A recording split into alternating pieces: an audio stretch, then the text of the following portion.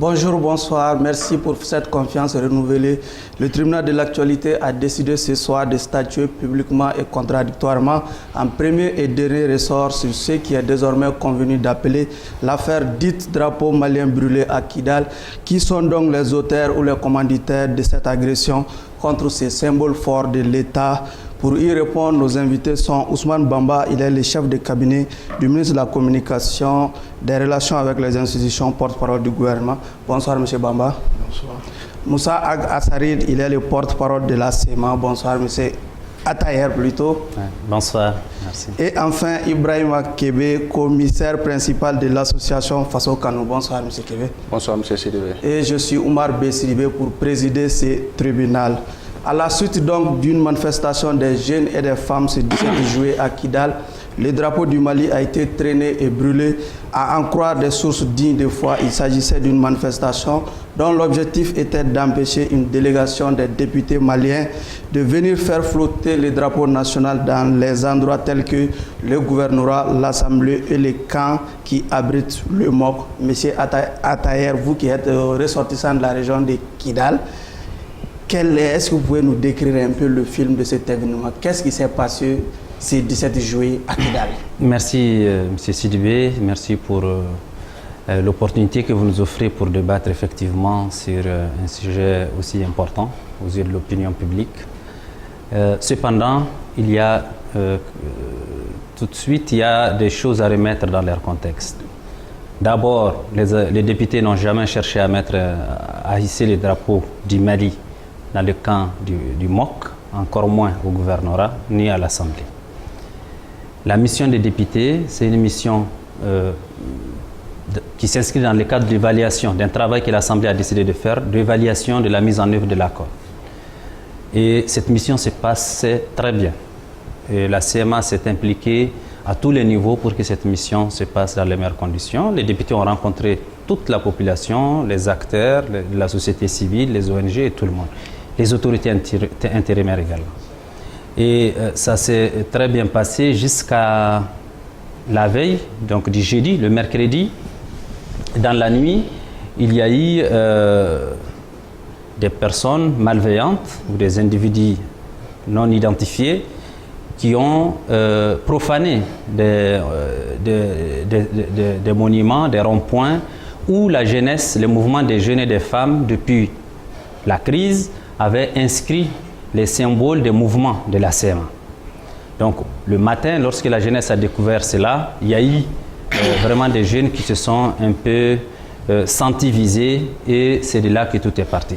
Je rappelle par ailleurs que c'est bien la CMA qui a essayé de hisser les drapeaux du Mali dans le camp des mécanismes opérationnels conjoints. Ce n'est pas les députés, ce n'est pas d'autres acteurs, c'est la CMA en signe de bonne foi pour montrer aux députés qu'il n'y a aucun tabou à Kidal et que... C'est avant l'acte ou après l'acte? Je vous fais le récit des événements. Okay. Profanation des monuments. Ensuite, la CMA, un des présidents de la CMA a accompagné les députés au camp où se trouvent les éléments du MOC et pour montrer la bonne foi et la bonne volonté de la CMA à aller dans tous les aspects de l'accord, y compris les derniers débats qui a eu lieu sur les symboles de l'État, on a voulu faire une montée symbolique des couleurs. C'est là que les choses ont dégénéré parce que les jeunes, en quittant les monuments cassés, se sont dirigés vers le camp et c'est là que ce qui s'est passé, s'est passé. Okay. Monsieur Bamba, vous êtes un peu la voix de l'État, la voix officielle. Est-ce que vous avez, en écoutant très bien la version de Atayer, est-ce qu'au niveau du gouvernement, vous avez compris dans ce sens également? Non, merci bien pour l'occasion que vous nous donnez de parler de ce que nous considérons comme l'acte de trop. Parce que ce n'est pas la première fois que ça se passe. C'est probablement la 4e fois. Je crois qu'il y a un temps pour tout. Je crois que le temps est venu d'arrêter ce genre d'actes. Ce message s'adresse à qui? Ce message s'adresse à tous les acteurs impliqués dans la mise en œuvre de l'accord parce que nous avons signé un texte. Et dans l'accord, le respect des symboles de l'État est très bien inscrit en noir et blanc. Si on a signé un accord, il faut le respecter. Est-ce que vous êtes en train de nous dire qu'il y a quand même un acteur, en tout cas de l'accord, qui est derrière cet acte? C'est pas ce que je suis en train de vous dire, mais si c'est ce que vous voulez que je vous dise, quelqu'un d'autre le dira, mais je sais que c'est quelqu'un qui a mis le fer au feu. La première fois, qui a organisé ces profanations, ces actes d'outrage au symbole de l'État. C'était d'abord comment on appelle, des éléments incontrôlés, des mouvements qu'on connaît, qui sont connus. Ils ont mis le fer au feu à l'époque. Mais maintenant, il faut que ça s'arrête. Parce que je me dis que quand on est dans un processus, on peut être impatient, c'est tout à fait normal, c'est humain. Mais il faut choisir d'autres modes d'expression de sa colère que de profaner les symboles de l'État dans lesquels nous sommes. Ok. Et ce que je voulais dire à ce niveau, c'est que nous avons quand même été... nous avons bien apprécié que la CEMA ait publiquement décrit l'acte, qu'elle se soit désolidarisée de cet acte-là, que la médiation internationale à sa tête, l'Algérie, parce que c'est écrit dans le communiqué, soit désolidarisée. Et nous souhaitons aussi que d'autres amis du Mali, partenaires bilatéraux, puissent aussi souvent emboîter le pas, parce que ça donnerait plus de crédit à nos communiqués, en fait, si des États amis bilatéraux, enfin, dans le cadre de la coopération bilatérale aussi, pouvaient, comme on appelle, nous donner leur position par rapport à ce qui se passe, parce qu'aucun État, qu'il soit fort ou faible, puissant, petit ou grand, n'accepterait que ces symboles soient foulés au sol. Okay. Donc moi je pense que notre ami il est à côté, c'est pas pour rien peut-être que vous nous avez mis à côté. Parce que nous sommes dans le même bateau, nous avons signé l'accord ensemble. Okay. Donc il faudrait bien que la CEMA puisse, parce que c'est elle qui contrôle aujourd'hui la ville de Kidal, c'est décevant mais c'est le cas, mais c'est à la CEMA, comme l'a dit la médiation internationale, d'assumer toutes ses responsabilités, faire en sorte que de tels actes ne se passent pas, ne se passent plus du moins. Ok. Et Kébé, au niveau de Faso Kanou, comment on a accueilli la nouvelle de la profanation du drapeau du Mali sur le territoire malien? Tout d'abord, honneur et respect à tous ceux qui sont tombés depuis 2012 jusqu'à aujourd'hui, populations civiles et militaires, pour la préservation de notre drapeau, pour vraiment le respect de notre hymne national, de notre devise, de notre constitution sur l'ensemble de notre territoire national. On a le cœur serré quand on entend que le drapeau malien est profané par-ci, par-là, ça fait très mal au cœur. Mais en réalité, il faut situer les choses dans leur contexte réel. Ce qui s'est passé à Kidal, c'est vrai, il y avait une délégation qui était partie là-bas pour d'autres missions. Mais en réalité, il y a un sérieux problème au sein même de la CEMA, comme Jeune Afrique a eu à le dire récemment. Parce que tout simplement, c'est vrai, on voulait hisser le drapeau malien, et ce qui est normal. Au fait, il y a le groupe MLLA qui n'était pas du tout d'accord à ce que le drapeau malien soit hissé à Kidal. Qui voulait hisser le drapeau malien? Il a dit, c'est la CEMA qui voulait, mais la CEMA est constituée du MLLA, du HEIA, etc. Donc maintenant, quand les gars du MLLA, le MLLA qui n'a pas hésité depuis 2012, un seul instant, à égorger, si vous voulez bien, à éventrer nos soldats. D'où vous tirez votre version? Je vais venir. Il faut aller lire l'article de Jeune Afrique. Vous allez comprendre. Et puis il y a les sources aussi qui sont sur le terrain. Donc c'est dans ce contexte-là que le MLA s'est mobilisé contre vraiment à ce que les gars hissent le drapeau malien. Donc après ça, le HEIA, c'est Mohamed Aguintala qui en réalité a invité cette délégation. Donc le Mohamed Aguintala est membre, oui, il est membre du HEIA. Donc si les jeunes du MLLA se mobilisent, c'est-à-dire son regroupement, s'ils se mobilisent contre ça, c'est comme en quelque sorte, on est en train d'humilier Mohamed Aguintala. Donc les jeunes du HEIA aussi se sont mobilisés.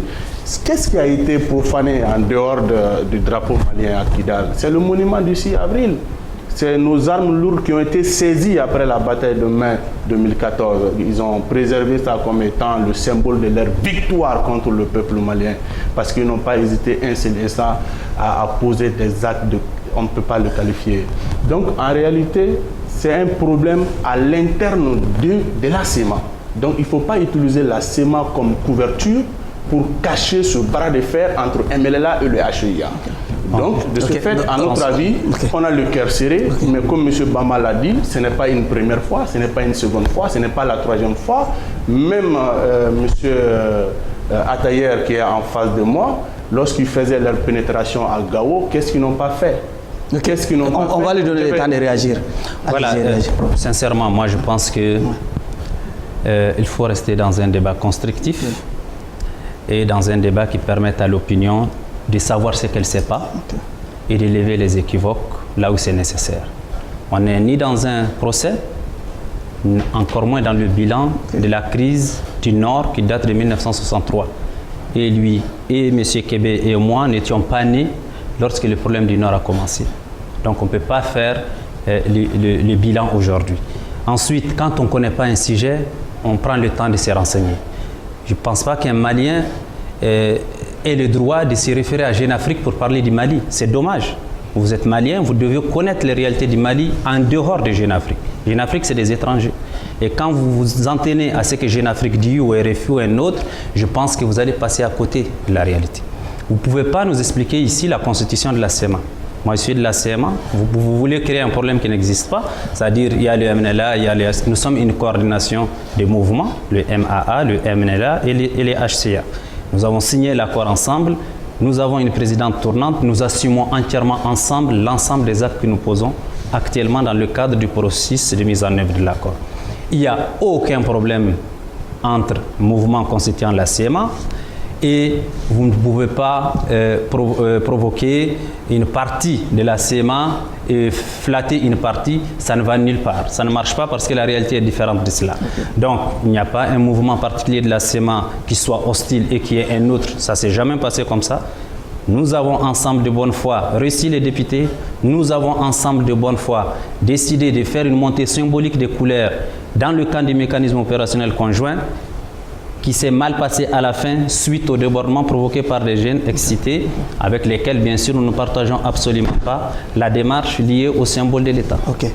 Monsieur Bamba, dans le communiqué de la CEMA, quand même, elle exprime la nécessité d'une collaboration de tous les acteurs pour éviter ce genre de situation. Est-ce que la CEMA n'est pas à la recherche d'un notaire ou celui qui a prouvé un commanditaire de cet acte-là? Non, moi je pense que aujourd'hui, il est temps. Ça veut dire que quelqu'un n'a pas franchement collaboré. Non, bon, comme il a dit, hein, on est sur une table ici de débat et je ne pense pas qu'il faille mettre de l'huile sur le feu. Je voulais simplement dire qu'aujourd'hui, trop c'est trop, c'est l'acte de trop. Il faut que nous voyons actuellement en ce moment quelles sont les mesures que nous pouvons prendre avec l'ensemble des acteurs impliqués dans la mise en œuvre de l'accord, avec la médiation internationale, la CEMA et tous ceux qui sont impliqués, de voir comment on peut, identifier ceux qui ont commis cet acte-là pour qu'ils servent d'exemple, pour que plus jamais de tels actes ne se reproduisent. Parce que comme je l'ai dit, ce n'est pas la première fois. Et la médiation internationale à sa tête, l'Algérie a bien demandé à la CEMA de prendre toutes ses responsabilités parce que c'est elle qui contrôle aujourd'hui la ville. Malheureusement, à notre... je ne sais pas quoi dire, à notre désavantage, notre armée nationale n'est pas encore à Kidal. Donc ce n'est pas le Mali qui contrôle la ville de Kidal aujourd'hui, c'est difficile de le dire, mais c'est le cas. C'est eux qui contrôlent la ville. Donc c'est à eux d'avoir la main sur les manifestants. Comment ils vont le faire, c'est à eux de nous le dire. Mais je crois qu'aujourd'hui, ils doivent mettre des dispositions en place pour que plus jamais une manifestation ne dégénère en la profanation ou en des actes d'outrage au symbole de l'État. Ils pouvaient exprimer leur couleur d'une autre façon. Mais pourquoi simplement le drapeau? Parce qu'on veut faire mal aux Maliens. On veut humilier notre pays. Et en humiliant le Mali, je ne pense pas qu'ils font honneur à eux-mêmes ni à Kidal. Parce que ça veut dire quoi? On veut cristalliser une certaine haine entre Kidal et les autres parties du Mali. Ce n'est pas bon, ce n'est pas faisable. Nous sommes les fils d'un même pays. Voilà. Quand la CEMA appelle à une franche collaboration de tous les acteurs chargés de mettre en œuvre l'accord, est-ce que ce n'est pas la preuve de la bonne foi de la CEMA? Bon, je ne pense pas. La CEMA n'est pas de bonne foi. Ça, c'est connu de tout le monde. Sauf si on veut vraiment nous rouler dans la farine. Il faut que nous soyons très clairs sur ce point-là. J'ai parlé de Jeune Afrique, c'est vrai. Jeune Afrique n'est pas une référence pour moi. Mais si vous mettez Jeune Afrique en cause, ça n'engage que vous. Deuxièmement, j'ai parlé des sources locales. C'est aussi une réalité. Donc maintenant, qu'on le veuille ou non, ce groupe armé est en perte de vitesse. Donc il ne serait pas bon que lui vienne étaler ça sur le plateau. On le comprend. Mais les faits sont aussi clairs que tout ça.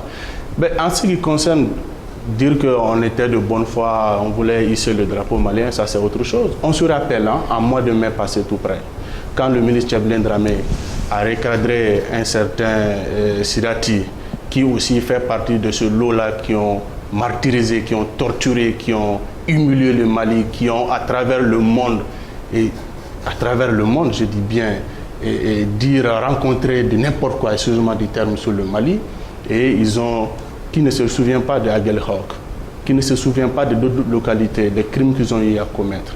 Donc aujourd'hui, parler, oui, nous sommes pour le Mali, nous sommes pour le drapeau, mais c'est lui-même. Oui, mais dès l'instant qu'on a obtenu un accord dans ce sens déjà. L'accord là, ça c'est notre débat. Okay. Ça c'est notre débat. Par exemple, par rapport, s'il vous plaît, je ne sais pas de quoi avez-vous peur, par rapport à la question du drapeau. Quand Tchablé a recadré Sidati, lui, en répondant à Tchablé, qu'est-ce qu'il a dit exactement? Je peux vous le répéter? Non, s'il vous plaît. Mais je vous le répète, vous n'avez pas besoin de dire ce que j'ai dit. Non, mais parce que moi, je n'accepte pas d'écouter des contre-vérités.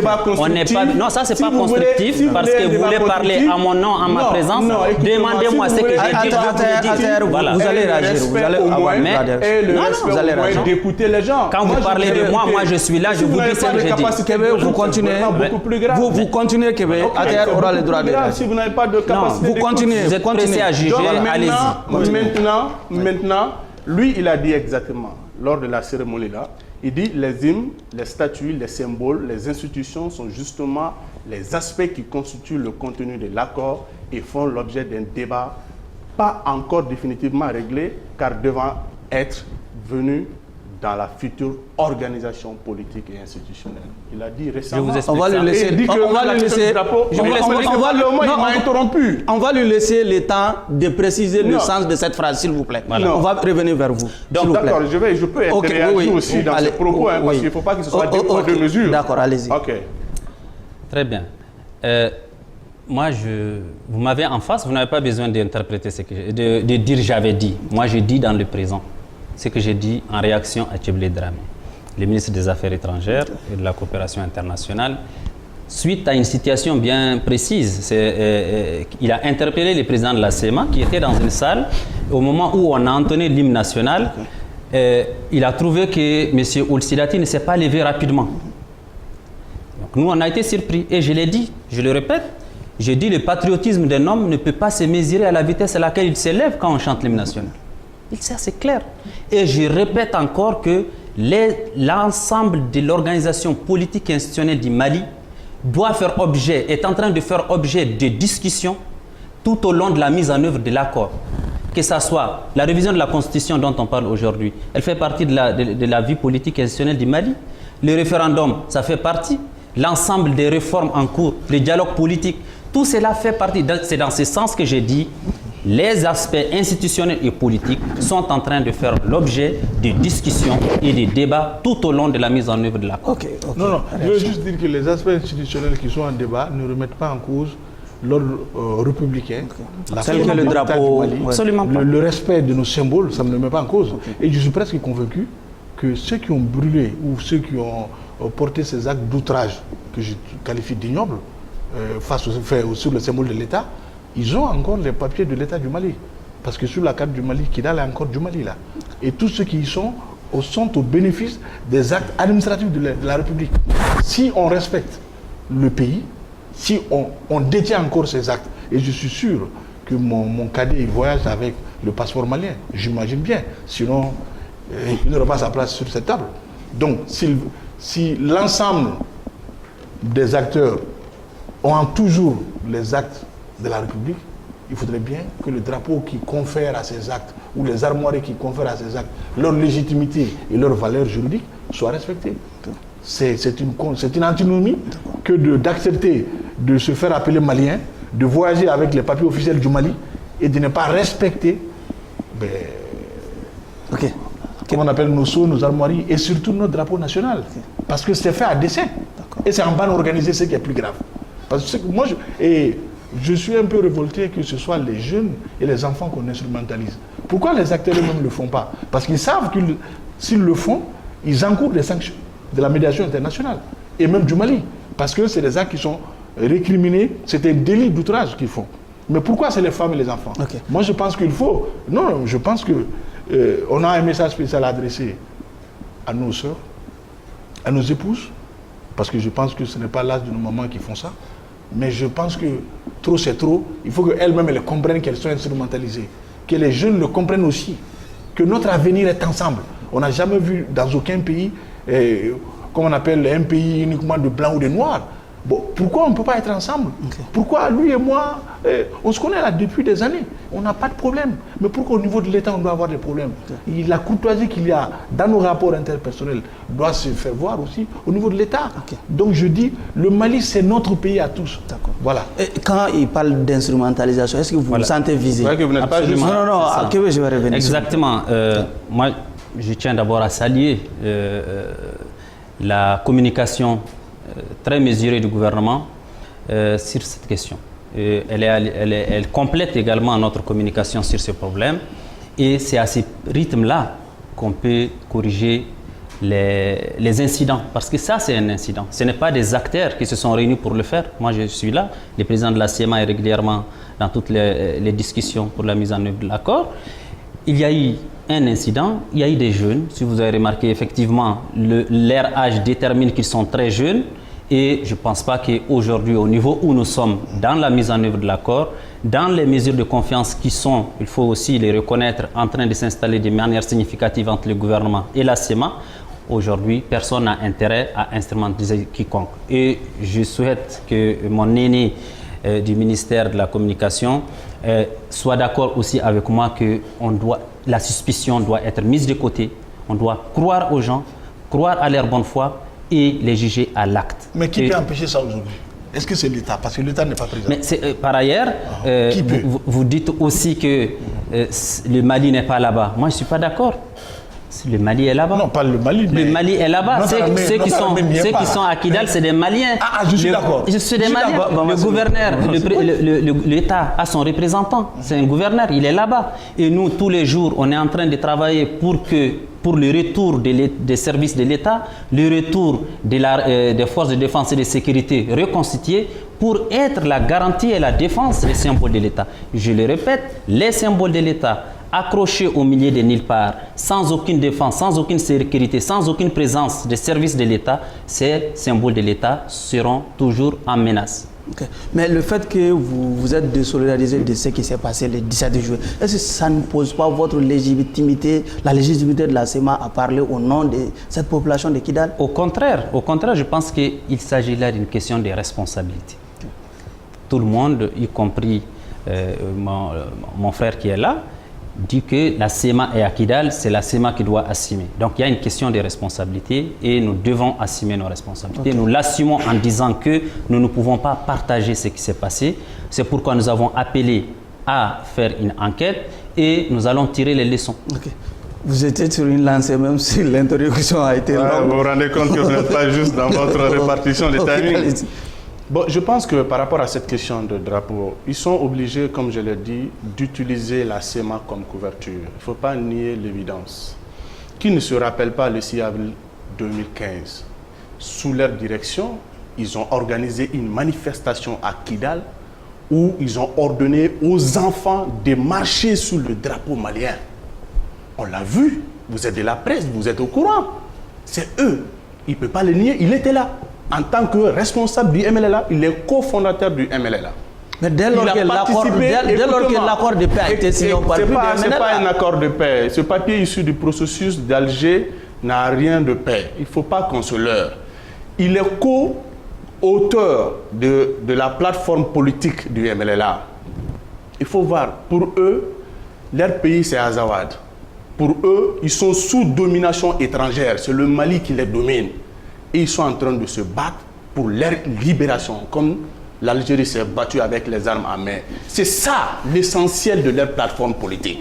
Pour revenir à la situation du 17 juillet. S'il vous plaît, il y a eu des précédents, s'il vous plaît. Donc de ce fait, aujourd'hui, on sait réellement ce qui s'est passé à Kidal. Donc, ils sont obligés de dire voilà, voilà. Parce que tout simplement, depuis très longtemps, il y a eu une première fois, deuxième fois, troisième fois. Et c'était toujours sous silence radio. N'eût été même les déclarations de Tcheblé et récemment avec le ministre de la Communication au nom du gouvernement malien, ça allait passer aussi sous silence. Donc aujourd'hui, il faut que nous soyons très très clairs. On dit, ouais, on veut le retour des services sociaux de base à Kidal. Qui a pris des armes pour combattre ces services sociaux de base à Kidal? C'est eux. Deuxièmement, les sous-préfets, les préfets qui ont été égorgés dans le gouvernorat à Kidal, qui l'ont fait? C'est eux. Donc aujourd'hui, on ne peut pas accuser l'État du Mali que parce que ces services sociaux sont absents. Quand vous dites le MLLA et autres, lui il est membre du MLLA, il est cofondateur du MLLA, jusqu'à présent c'est l'un des barons du MLLA, il est à Bamako ici, il n'est pas inquiété, il vit bien, il n'y a pas de souci. Mais c'est un Malien donc. Non, c'est un Malien, oui, mais c'est un Malien, ils sont en train de semer la terreur partout à travers le pays. Donc au jour d'aujourd'hui, je pense qu'ils disent oui, armée reconstituée, oui. Armée reconstituée sur quelle base? C'est ce que l'accord prévoit. Mais l'accord dit qu'il faut reconstituer l'armée sur la base de la représentativité des ethnies. Lui, par exemple, il est Idnan. Il faut que les Idnan, donnent leurs représentants. Il faut que les Ifora, les Imara... Oui, mais si c'est ce que l'accord a prévu, ce n'est pas la faute à quelqu'un. L'accord en tant que tel, on ne va pas refaire le débat de l'accord. Ce n'est pas bon pour le Mali. Mais il est quand même signé. Il est quand même signé. Il est signé. Ceux qui l'ont signé, ils savent très bien que l'accord est inapplicable et ça ne sera pas appliqué. Ok. Monsieur Atter, je sais qu'il ne vous a pas non plus échappé que la communauté internationale vous a demandé de jouer un rôle responsable pour un meilleur encadrement des populations. Est-ce que ce n'est pas une accusation voilée? Avant de répondre à cette question, je voudrais vraiment essayer d'apaiser le cœur de notre ami Kébé, qui est complètement en déphasage avec la réalité du Mali d'aujourd'hui, qui est complètement en déphasage avec l'effort commun des Maliens aujourd'hui pour aller de l'avant. Il a une rage qui ne se justifie pas. Il a une haine qui ne se justifie pas. Moi, je ne vais pas dire que vous avez tué qui que ce soit parce que c'est une accusation grave qui ne peut être faite qu'à travers des faits et à travers une culpabilité. Mais c'est vous qui on va le dire, c'est vrai. Je tiens à dire que quand on veut parler d'un problème en phase de résolution, qu'on est en train de régler, on ne peut pas utiliser le langage du feu et de la flamme.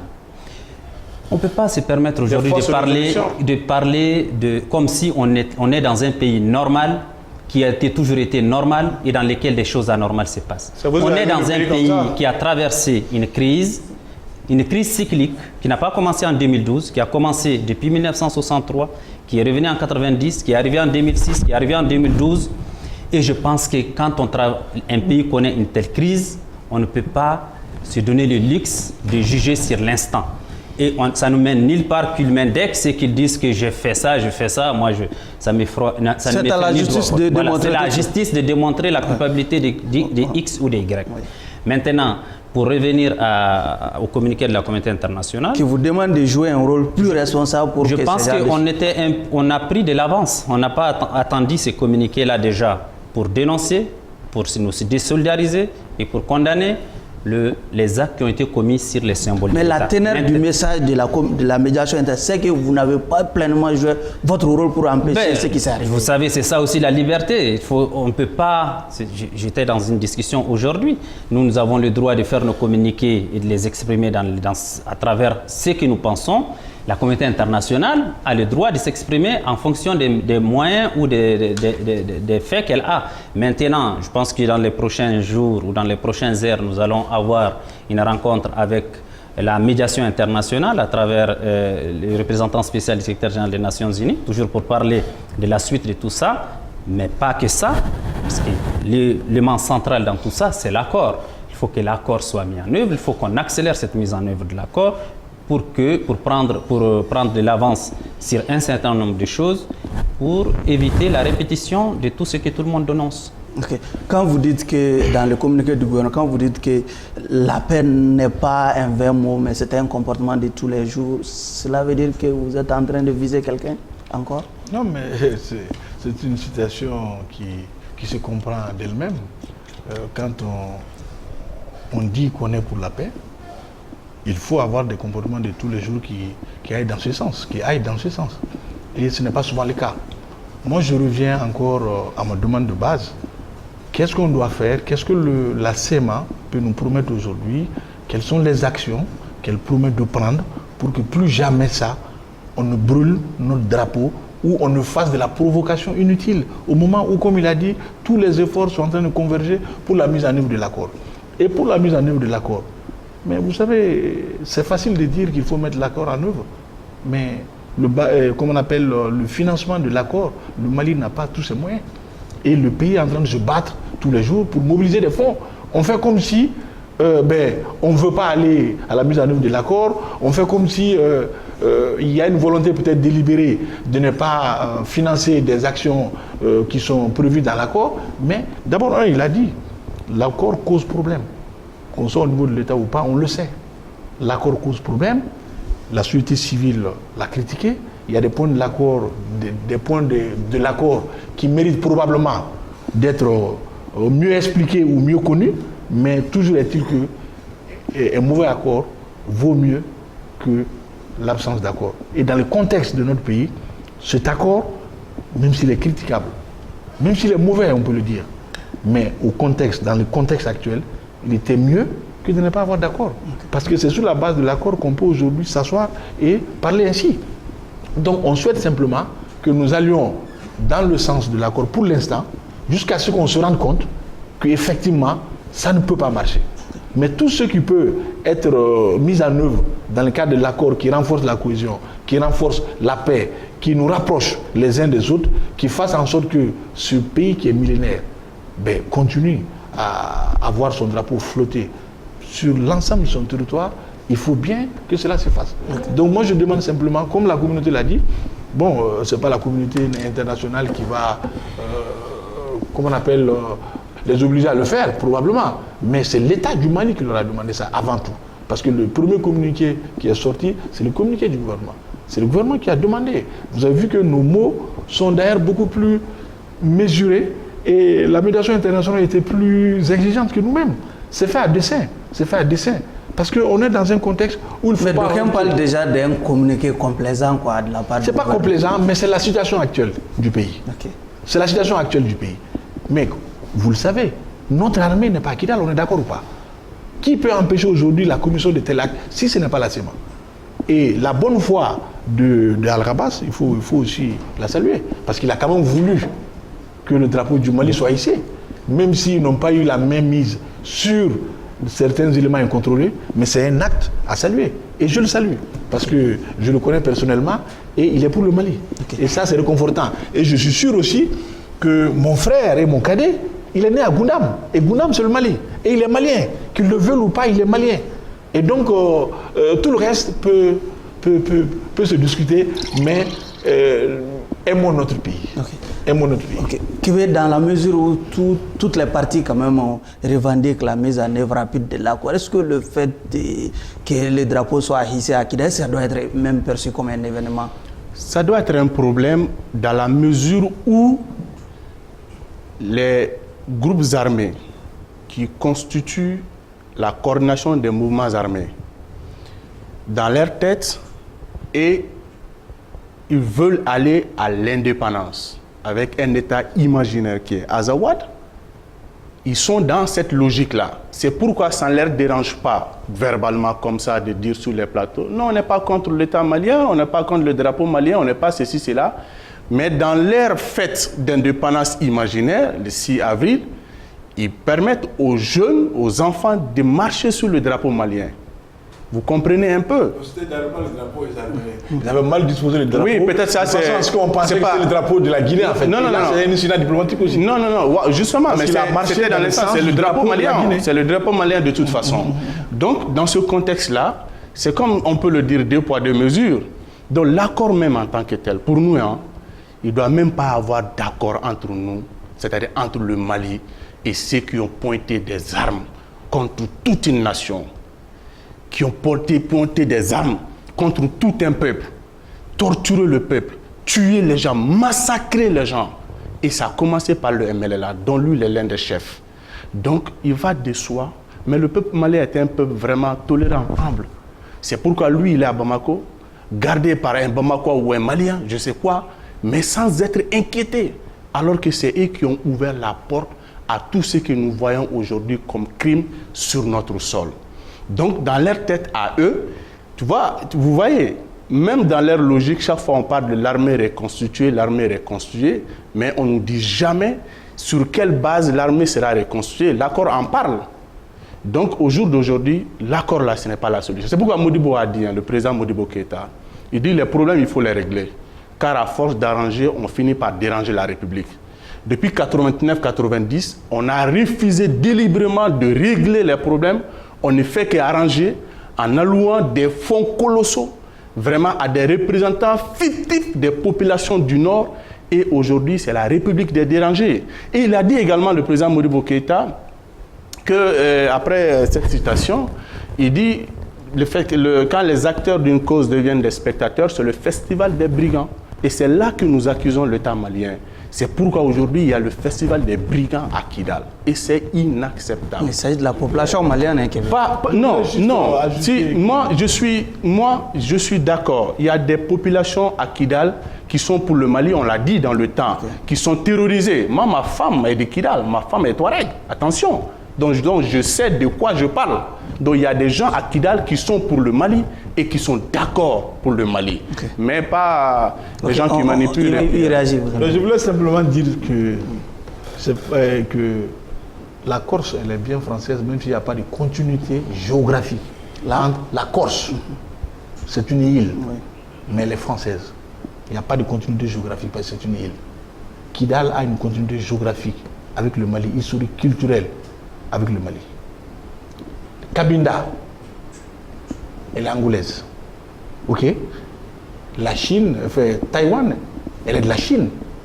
Mais pourquoi Kidal veut se croire, comment on appelle, un autre pays dans un autre pays?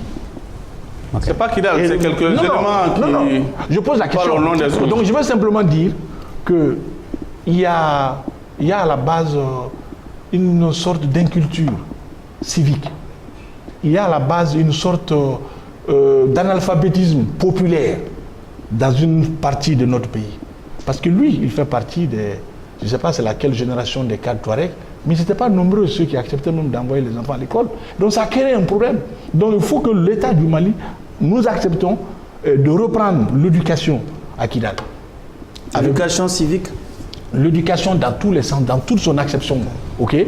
Il fait partie des rares cadres de Touareg qui peuvent mais faire ce genre de débat. Des armes pour fermer toutes les écoles. Moi je dis que le gros souci c'est d'abord ça, pour que les gens ils comprennent que nous pouvons être différents et être ensemble. Et c'est notre cas. Et c'est le message que nous leur lançons. Soyons différents, mais restons ensemble. Attaher, vous avez demandé à réagir. Voilà.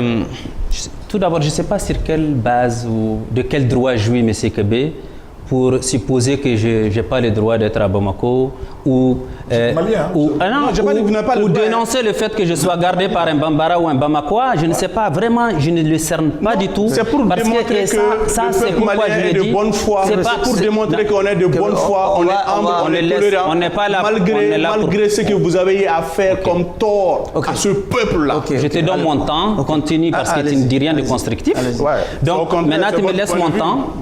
Je dis, il est très mal placé, il ne jouit d'aucun droit pour me juger ou pour déterminer mes droits à Bamako ou au Mali. J'ai tous les droits que lui, ici et partout sur l'étendue du territoire. Je me suis acquitté valablement de mon devoir et joui de mes droits comme lui et tout Malien. J'ai été à l'école pour mériter mon niveau. J'ai été à l'école, bien sûr. J'ai fait un parcours normal. Je ne reçois ni de l'aumône, ni des cadeaux de qui que ce soit. J'ai mes diplômes en poche, je suis doctorant, j'ai plus de 3 masters. Je n'ai pas besoin que quelqu'un me rappelle si j'ai droit de marcher à Bamako ou pas. Ça, c'est un. Ensuite, je suis entièrement d'accord qu'on essaye de parler de toutes les régions de la même manière. Parce que ce que le représentant du ministère de la Communication a dit tout de suite, il faut l'expliquer. Kidal ne se considère pas comme une entité spécifique. Kidal, comme toutes les régions, je pense, et je suis sûr, je les connais. Moi, je connais très bien le Mali. J'ai étudié à Sikasso, j'ai écouté dans le Kénédougou, j'ai passé mes vacances dans le Balanzan et je vais régulièrement dans l'Azawad. Je sais que là, il n'a pas de problème quand je dis Kénédougou et Balanzan, mais avec Azawad, il m'a fixé. Donc, c'est des noms, il faut accepter les noms que les gens donnent à leur terroir, on va y arriver. Maintenant, je souhaite vraiment qu'on dépassionne les débats. Je souhaite qu'on s'inscrive dans la réalité d'aujourd'hui. La réalité d'aujourd'hui, c'est quoi? En tout cas, moi, pour ce qui me concerne, je suis là parce qu'il y a un accord au sein duquel nous travaillons, avec lui, avec le gouvernement. Nous essayons d'apporter une réponse à une crise qui a duré plus de 40 ans, qui est cyclique, qui est revenue chaque fois. On cherche à la résoudre. On ne va pas la résoudre avec la haine, on ne va pas la résoudre avec les accusations. On va la résoudre avec un consensus. Pour le moment, le seul consensus qu'on a trouvé, c'est l'accord. Et on est en train de nous battre pour que l'accord soit mis en œuvre. Maintenant, les ennemis de l'accord, ce sont des ennemis de la paix. Ceux qui sont contre l'accord sont contre la paix. Ceux qui pensent qu'en dehors d'un accord, ils peuvent résoudre le problème de Kidal ou le problème de Taoudani, qu'ils nous sortent la solution. On est prenant. Si on trouve une meilleure solution, mieux que l'accord, parlons-en. Mais c'est limité à dire qu'on ne doit même pas signer un accord avec les mouvements, c'est ignorer carrément la réalité de cette crise-là. Cette crise a montré qu'il y a une belligérance flagrante entre les mouvements et le gouvernement qui a duré un certain temps. On est arrivé à des discussions qui ont pris beaucoup de temps avec l'implication de tous les pays amis du Mali, avec la communauté internationale, pour arriver à un accord qui s'appelle Accord pour la paix et la réconciliation, ici du processus d'Alger. Cet accord, c'est la réponse à un certain nombre. Peut-être que ce n'est pas la réponse à tous les problèmes, mais c'est la réponse à un certain nombre de préoccupations des uns et des autres, y compris des préoccupations du gouvernement. Je prends quelques exemples. Quand les gens se plaignent, ils disent qu'il n'y a pas l'État à Kidal, il n'y a pas l'armée à Kidal. Mais c'est justement la raison pour laquelle il faut qu'on se donne la main pour mettre en œuvre l'accord. Il est prévu dans l'accord, et ça a déjà commencé, ça fait un moment que nous avons créé les mécanismes opérationnels conjoints dans toutes les régions du Nord. Ces mécanismes-là ont commencé à arriver depuis quelques jours dans les centres de formation. Ces éléments seront formés, ils seront des FAMA. Ils seront redéployés dans les régions pour sécuriser les restes du cantonnement et en même temps sécuriser tout ce qui est symbole ou qui est structure de l'État. Donc je pense qu'on a commencé, il y a des résultats qui sont en train d'arriver. Poussons encore, mettons la bonne foi nécessaire, mais aussi mettons les actes. Enfin, je rebondis sur un dernier mot, voilà. C'est les Maliens. Je pense que tout le monde utilise ce mot, mais il faut être malien, ce n'est pas un vain mot. Être malien, c'est d'abord un comportement. Et le comportement, il faut donner la chance aux gens d'avoir le comportement pour répondre à ces termes-là.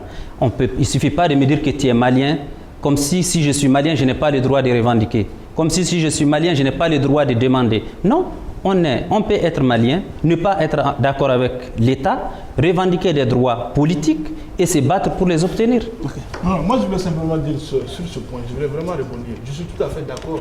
Et souvent, je suis même d'accord avec eux sur certaines revendications.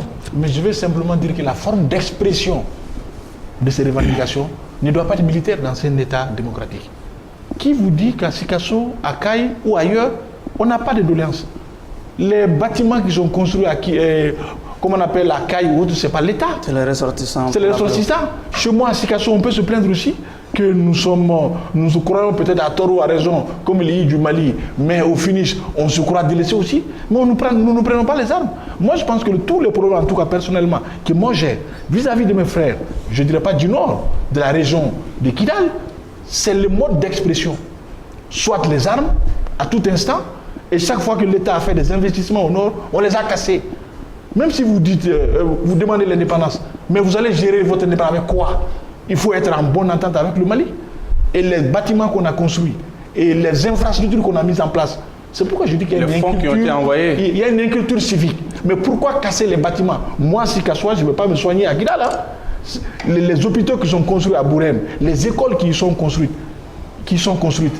mais c'est leurs enfants qui sont censés aller dans ces écoles. Ce n'est pas moi, mon enfant, qui va quitter le Sud pour y aller. Mais pourquoi les casser? C'est ça qui me fait mal. Quand on construit un gouvernement aujourd'hui à coût de millions, demain on les bombarde. Mais pour qui? Même pour eux-mêmes, ce n'est pas bien. Donc moi je dis, eux ils n'ont pas la maîtrise souvent de tous leurs éléments. Parce que quand on a mis le fer au feu, et quand il devient chaud, il arrive un moment où on a du mal à faire sortir. Donc moi je demande simplement que nous allions dans le sens du pays. Ce n'est pas pour rien que nos pères ont accepté d'être ensemble à l'indépendance. Le Mali était là, quand le représentant de l'État, Bakara Diallo, négociait les conditions d'indépendance avec, comment on appelle, les Touaregs, mais c'était à l'heure, ils étaient d'accord de venir dans la République. Pourquoi aujourd'hui ils ne sont pas d'accord? On est d'accord qu'il y a eu peut-être des problèmes de malgouvernance. On ne défend pas ça. Mais est-ce que la solution, c'est de porter les armes? Est-ce que la solution, c'est de s'en prendre à ceux qui veulent aller là-bas?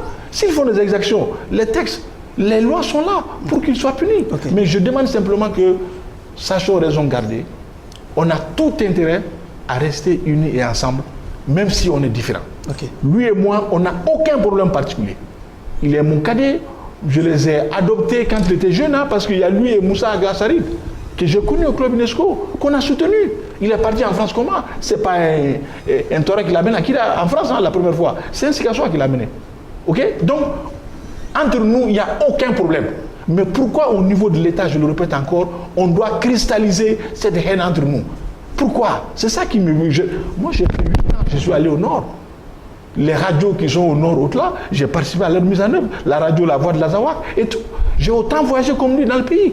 Mais partout où j'ai été, je ne sens pas souvent cette haine entre les populations. Okay. Il y a des gens, je ne sais pas qui, et le jour viendra où on dira exactement qui sont ces gens, mais il y a des gens qui sont en train d'instrumentaliser les Kidalois pour ça. Sinon, Kidal, elle est malienne. Okay. C'est une ville malienne. Okay. Kébé, nombreux sont des internautes qui reprochent en tout cas au communiqué produit par la CEMA quand même l'absence de l'appellation Mali. Est-ce que cet état de fait ne contraste pas avec la bonne foi exprimée tout à l'heure par M. Atayer? Bon, je pense que j'ai brossé cette question, la réponse là très rapidement. Et pour eux, le Mali là, c'est un pays à part qui a dominé leur pays. Donc, ils sont en train de se battre vraiment pour qu'ils soient libérés. C'est aussi simple que ça. En analysant bien la plateforme politique du MLLA, qui a été produit même avant ces événements-là, vous vous rendez compte que dans ce papier-là, c'est clair quoi. Donc au jour d'aujourd'hui, je pense que ce n'est pas un débat. Mais le plus important, il faut travailler à ce que notre intégrité territoriale soit rétablie. Il faut travailler, il faut lutter, il faut se battre pour que notre drapeau soit respecté partout sur l'étendue du territoire national, notre hymne national, notre devise. C'est la seule solution. Dans ce contexte, la solution ne passe pas par ce papier issu du processus d'Alger. Parce que ce papier-là, nous savons pertinemment comment on a obtenu ce document-là. Ils le savent très bien. Donc, par ailleurs, ils sont même là en train de faire une guerre par procuration sur le terrain. Donc, il va de soi de dire les choses. Une guerre par procuration. Vous voulez dire que ce n'est pas leur guerre? Non, ce n'est pas leur guerre à eux. Ah bon? Non, ils sont utilisés. Ce n'est pas leur guerre à eux. Vas-y. Donc maintenant du déballe. Maintenant, si vous analysez tout ça, vous vous rendez compte qu'en réalité, on met l'État malien dans une position non confortable. Donc vous êtes en train de dire que les puissances étrangères sont derrière ces revendications? Ah bien sûr, il faut voir comment ils sont allés à Kidal, qui les ont armés. Je pense que c'est Ahmad Al-Mahamoud qui a accordé une interview là, il y a quelques années. Il a dit comment ils sont allés à Kidal, etc. Donc on ne va pas revenir sur ce débat-là. C'est des choses qui sont vérifiables. On dit ce que nous avons vérifié avant d'être ici. Je ne suis pas du tout haineux. On est dans la logique d'un peuple imputé une fois. Un autre débat sur les conditions géostratégiques autour de la guerre. Et là, en ce moment, on sera libre de bien parler. Justement, il n'y a pas de haine du tout. Mais les choses, on va les dire clairement. C'est-à-dire, si vous voyez, j'ai dit que lui, il fait partie de l'arsenal qui a détruit en réalité notre République de 2012 à aujourd'hui. Il est au cœur de ce processus-là. Et quand je fais le lien entre sa présence à Bamako ici, gardée peut-être par un Bambara, un Maninké, etc., c'est pour dire que tout simplement que notre peuple est un peuple humble, tolérant, avec tout ça. Mais eux, ils empêchent aux autorités maliennes d'atterrir. Ils ont eu l'habitude de le faire, à Kidal ou ailleurs. Donc, c'est pour juste faire le lien entre ces actes-là, pour dire qu'on est un peuple humble. Okay. Mais le plus important, aujourd'hui, il a dit, M. Bamba, au début de l'émission, vous savez, à Kidal, le gouvernorat est sécurisé par la CEMA. Il y a le MLLA, il y a le HEI, etc. Mais comment les jeunes peuvent aller s'attaquer au gouvernorat alors que, selon nos sources, il y a 10 pick-up qui sécurisent la zone tous les jours? Comment cela peut se produire s'il n'y a pas anguille sous roche? On parle d'enquête. C'est pour biaiser davantage les choses. Les jeunes qui étaient là, ils sont visibles là, on sait qui ils sont. Il faut remonter l'information. C'est encore une autre manière de faire du mal au pays. Imagine-toi, ces gens-là représentent qui? Ils ne sont pas légitimes. Ils ne sont pas légitimes, mais c'est eux qui sont dans les grosses voitures, aux frais de l'État. C'est eux qui sont là, qui prennent de l'argent chaque mois dans le cadre de leur comité pour le suivi de l'accord. Faut t'élever. Donc maintenant, c'est très clair quoi. Je pense aujourd'hui que le peuple doit s'assumer. Le peuple doit s'assumer, je dis bien, parce que le régime en face n'a pas la solution. Et il faut souvent parler aux enfants le langage qu'ils comprennent. Okay. Le fait que vous ayez snobé, en tout cas, le nom du Mali quand même dans votre communiqué a gêné pas mal d'internautes. Je réponds à cette question, juste rebondir un peu sur mon ami, mon beau-frère. Parce que s'il dit que les Bamakois sont hospitaliers parce qu'ils me laissent circuler à Bamako, moi je veux dire que les Touaregs sont encore plus hospitaliers parce qu'ils lui ont donné une femme. Donc, sinon, ce que j'allais dire sur la question du communiqué. Moi, après le communiqué, j'ai fait une interview à l'ORTM, ou une intervention, disons.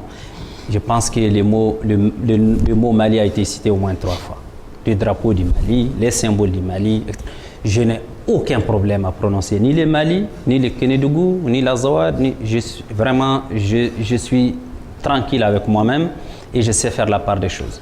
Je ne me confonds pas non plus. Je sais quand je parle en période de paix ou en période de mise en œuvre de l'accord, ou quand je parle en période de conflit où je défends ma position, je pense qu'il faut qu'on fasse cette part des choses. Kébé a gardé mon image peut-être il y a quelques années.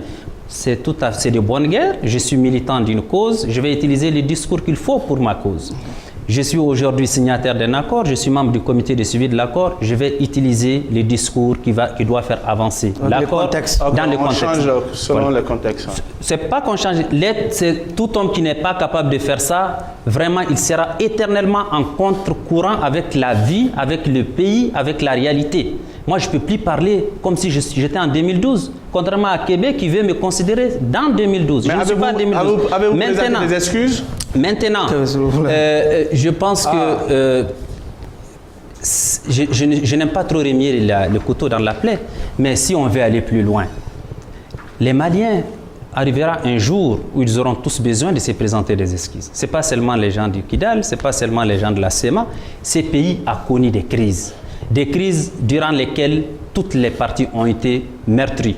Moi qui vous parle, j'ai beaucoup de parents qui sont morts, d'autres ont été tués par des forces armées de sécurité, à travers des représailles.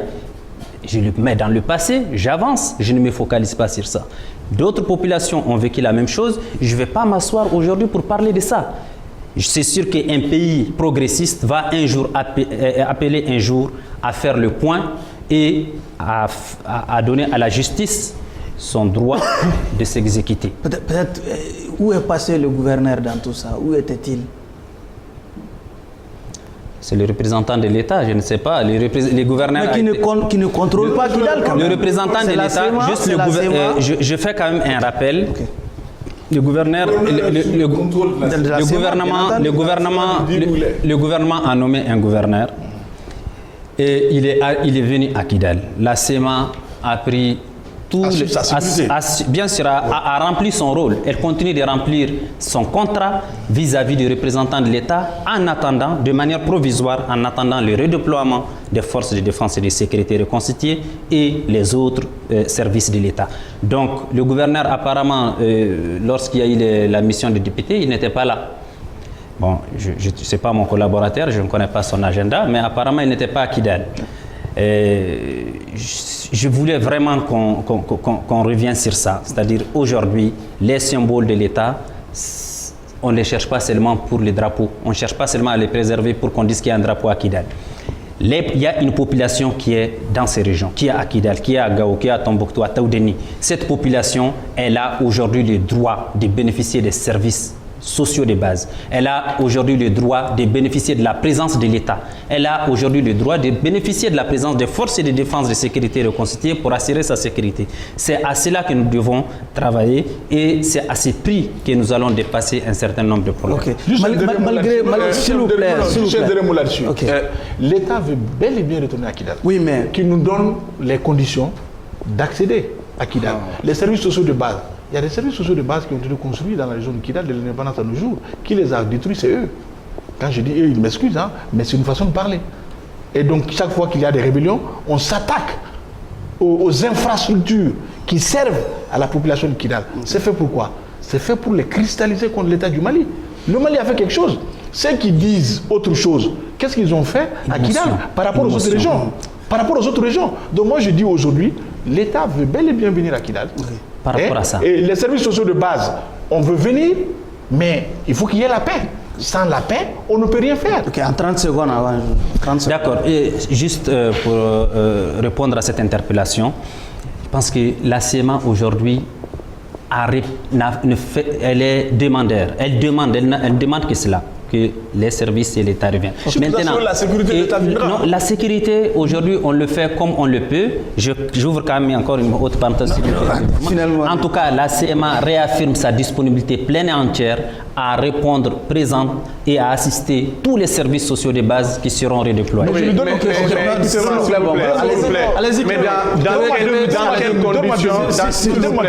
Donne-moi 2 minutes.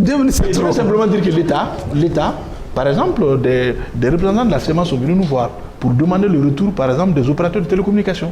Nous les avons rencontrés avec eux ici, mais on n'en a pas parlé dans les médias. On les a rencontrés, ils nous ont dit qu'ils sont prêts à assurer leur sécurité. Et nous, on a demandé à ces directeurs de ces agences de, comment on appelle, ces opérateurs de télécommunications, de tout mettre en œuvre pour être présent à Kidal. Okay. Mais c'est une question. Donc, le retour des forces armées à Kidal, dans quelles conditions? Il faut qu'on en parle. C'est ça le problème. Très rapidement. Il faut qu'on en parle, c'est ça le problème. C'est à la CMA de dire ça. Deuxièmement, oui, il n'y a pas de services sociaux de base, etc. C'est vrai, pour avoir même certains produits pharmaceutiques à Kidal, souvent on est obligé d'envoyer jusqu'à Gao et après revenir à Kidal. Ça, c'est une réalité. Mais comme il a si bien dit M. Bamba, qui ont pris des armes pour attaquer les gens qui assuraient le rôle de l'État à Kidal? Qui l'ont fait? Et pire, même les sous-préfets, les préfets qui ont été égorgés au gouvernorat de Kidal, qui sont les acteurs principaux de ça? Donc aujourd'hui, nous ne pouvons pas accuser, bien que nous ne sommes pas d'accord avec le régime actuel, mais nous ne pouvons pas accuser ce régime de son absence au niveau de Kidal. Ça veut dire en réalité que c'est 2 poids 2 mesures. Donc il faut être de bonne foi quand on veut vraiment dire. Il ne faut pas faire en sorte que si voilà, c'est nous qui sommes de bonne foi, etc. C'est les faits et gestes qui comptent sur le terrain. Ok. C'est sur cette note que prend fin ce numéro de Tribunal de l'actualité. Mes invités étaient Ousmane Bamba, chef de cabinet du ministre de la Communication, des relations avec les institutions, porte-parole du gouvernement. Moussa Atayer, il est le porte-parole de la CMA. Et enfin, Ibrahima Kébé de l'association Faso Kanou. Merci à vous de nous avoir suivis et au prochain numéro.